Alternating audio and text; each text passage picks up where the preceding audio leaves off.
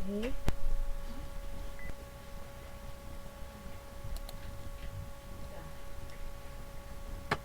Sebentar.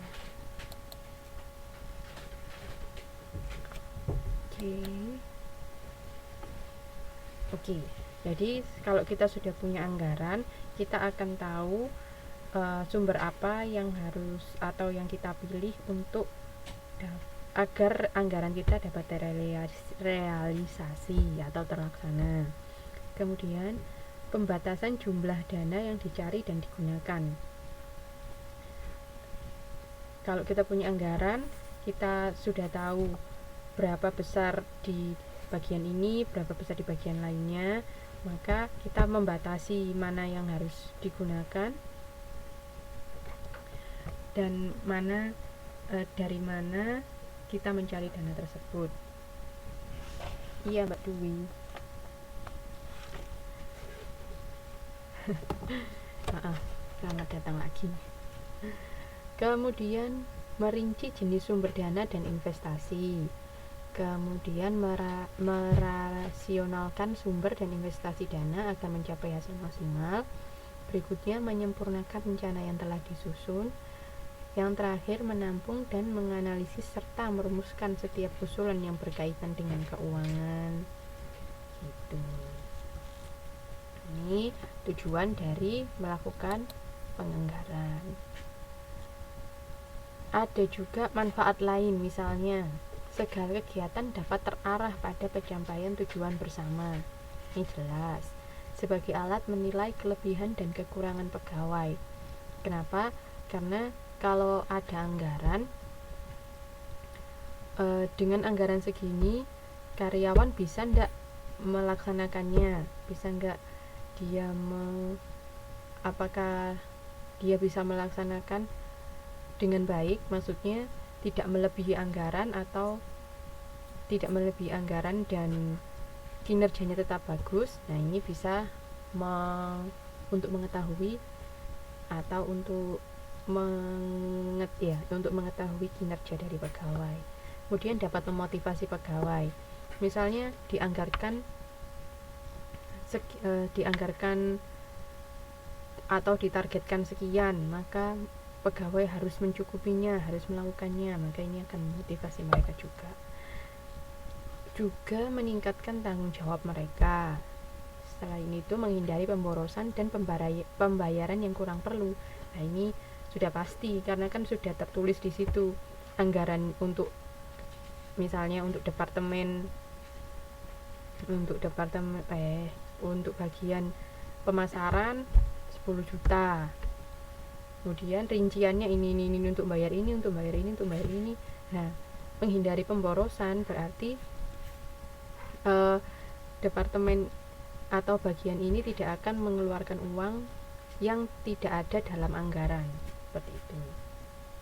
Kemudian alat pendidikan bagi manajer. Tapi anggaran juga mempunyai kelemahan, yaitu anggaran dibuat berdasarkan taksiran dan anggapan. Ini berarti ada unsur ketidakpastian. Selain itu, menyusun anggaran yang cermat memerlukan waktu, uang, dan tenaga. Bagi pihak yang merasa dipaksa mengikuti anggaran, mereka akan menggerutu dan menentang. Itu kelemahannya anggaran. Itu.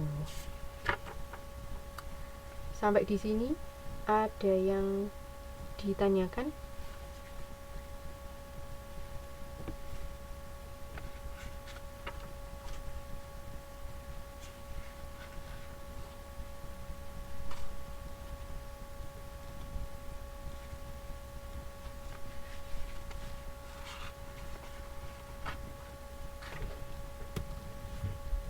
Ada yang ditanyakan, teman-teman?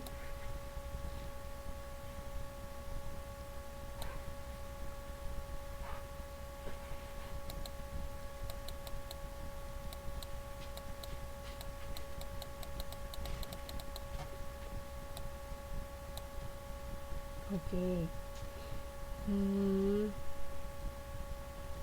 Sebelum kita lanjut ke kegiatan belajar 2, Ini mau dilanjut apa mau istirahat dulu?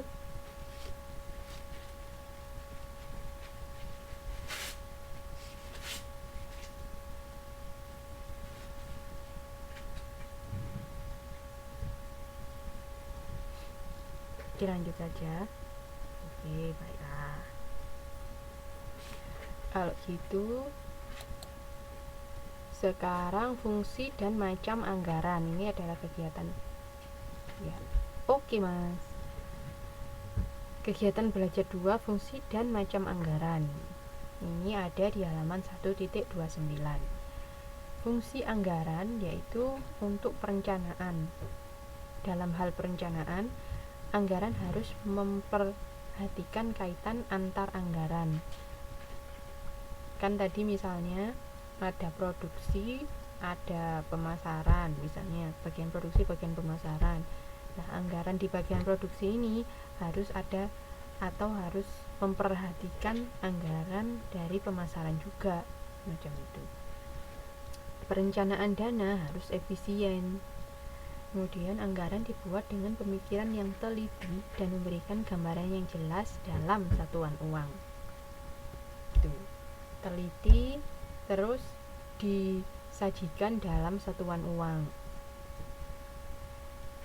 Kemudian dalam hal pelaksanaan, anggaran sebagai pedoman pelaksanaan pekerjaan dapat menjadi persetujuan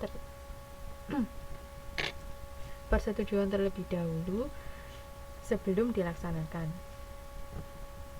Jadi anggaran yang tersedia disetujui terlebih dahulu. Anggaran merupakan pedoman dalam melaksanakan pekerjaan setiap bagian untuk mencapai tujuan bersama.